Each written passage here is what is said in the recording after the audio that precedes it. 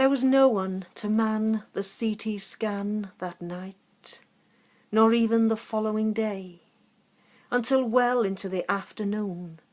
By then, only the low blood pressure could tie me to memory, to so long ago, when I was a nurse stood there, now looking on, as 50/40 hovered between tomorrow in the anteroom of A and E, and the unknown miles of this world, and the poetry yet to be. What did I amount to in the numbers span?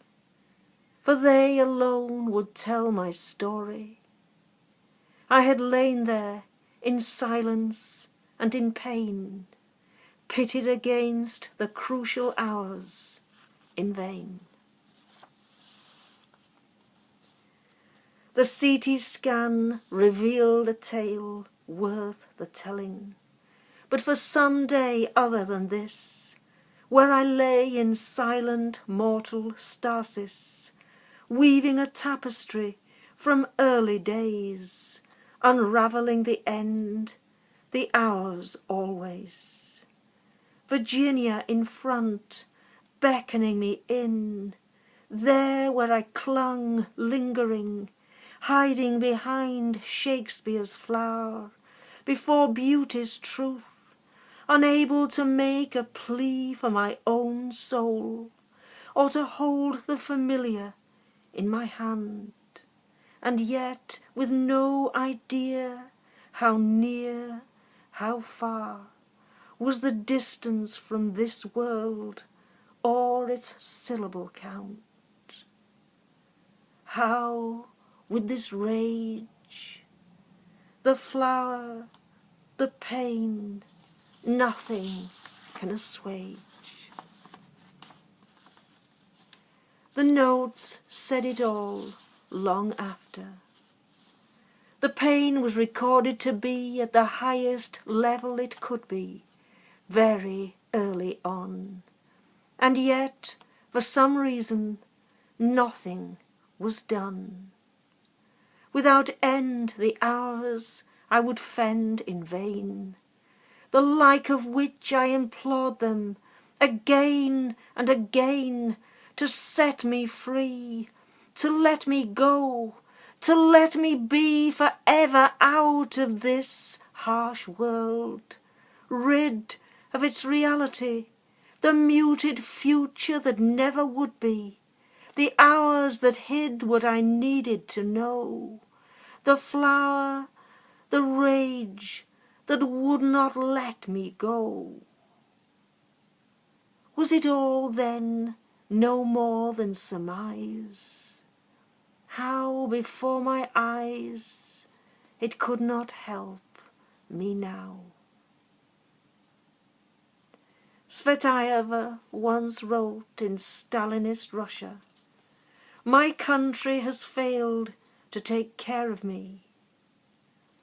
After a row with her own son, she died without warning before morning. Her own suicide, while he would perish within weeks, fighting on the Eastern Front. Greater than Akhmatova, unrivaled in her lifetime.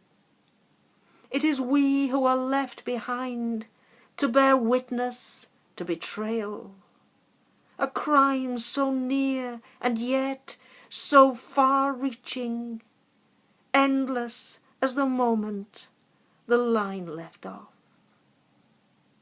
Shadows in the dark, undiscerned. This is the way my country lets its poets die, unheeded in the blinking of an eye. Some are born and destined to wither as marsh marigold or caltha palustris in the dark. Most of them disappear, having known something of greatness once, locked within their bones.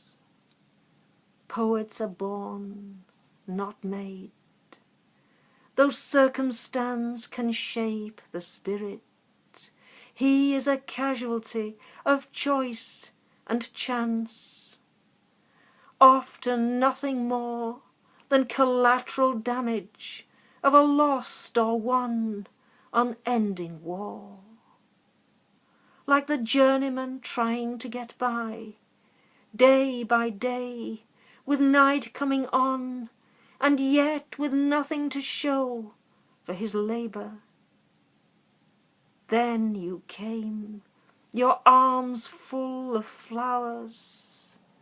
How with cups of kings you cannot help me now. I'm reminded always of my own kind, poets known and unknown who died before their time, without the knowledge of the end, enough to finish what they had begun. Lowell in a taxi with no one near, Berryman stepping from the bridge without looking back, Virginia gathering stones for weight instead of flowers, always the hours, the days. Sylvia looking on at Fitzroy Road, searching for something she cannot see. Birds with an illusion of the sky in an aviary nearby. There is no release. Every poem is the last, and the rest is endless stasis. In A and E I lay there, unaware of an overwhelming mortality, knowing only that I was a poet, with beauty's truth assailing me for an answer. I lay there in an agony in the dark, left with no tomorrow in between, my finger following the drawn fold imprinted on a hospital screen, wondering if what was written would hold against the planetary cold, untold. What else can a poet do with his pain? A show trial where his words are in vain. My country has failed to take care of me, a lasting sounding for posterity. There is no rest for the poet. He is the prisoner who cannot break away, locked down with memory for company, stranding into dreams he cannot follow, starless below nights with no tomorrow. Empty are the muted, futureless days, transfixed or stalled at the margin of things unimagined and untold. Existence which flows as the river over all he knows, yet rippling within its shallow skin, eddying echoes slowly pull him in. To die without knowing, and yet to die alone by his own hand, not knowing why. The cordon of silence, the poet's cry, while the shrill sun assails his days always.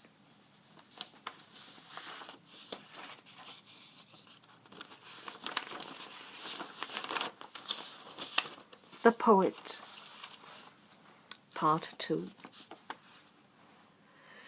My father used to tell us how it was, that the number could be lucky for our family, how it had always been so, as the doors closed slowly behind me, while ushering me to Theatre 13. Dates which had begun to fade flickered now, a script the colour of carbon paper laid beneath the years. After and before exist now only on the printed page. I can recall only the surgery, the underlying scars, and a life left on the last ebb tide, too far out to reach. What else can a poet do with his pain, the wane of his own echo left in vain? One night, without warning, while the new year staged its first unfolding dress rehearsal for a century still young and awkward with the pageantry of its own dawning, I set out on a journey for the end, bearing no coordinates but my dreams and all the hours gathered since I was last alone on a familiar and yet unknown far voyage. Softly falling white rain welled into chiselled unstill runnels, pools of unspooled carbon script eddying in the cold interstellar light untold. Pain would become an imaginary compass to a future never to be. Language seemed to have almost broken down, so silence was the only manifest currency in the ebb and flow around me. The new day was a distress signal, a low flare which was indiscernible. How I longed to search for the hidden sky, represented by a hospital screen, unfolded yet drawn blue against the hours, replicating everything I had seen, annihilating all that I had been. Memory was an underlying maze. In the darkness, the prison of my days. My plea was for clemency suddenly, there where I lay in peril on the sea. Nothing mattered here. Time had been simply cancelled out. The years had taken their toll, and I was a patient, not a poet any more, answering to my own name or number, and not what I was known for. Every line would be erased from after and before. Not a rhythm would remain that would not disappear as shadows in a sunless, unknown, encompassing dark, stranded at the far frontier of fear. Pain was the only consideration, a battle neither to be lost nor won. Yet the weapon of choice was beauty's plea against fathomless darkness around me. What else could be done with such a weapon, of use again only in self-defense, against an invisible enemy, approaching all the more surely every hour, looked for in distraction or in vain, near as Burnham Forest to Dunsinane. Alone with the unknown, from my own pain, the distance now of the bewildered heart, a search from the start for the end apart. And like the king before, I could not see from the battlements and the agony of the spirit how even echoes wane in the dark, veering as shadows once thrown, lost as lasting meaning from all that's known.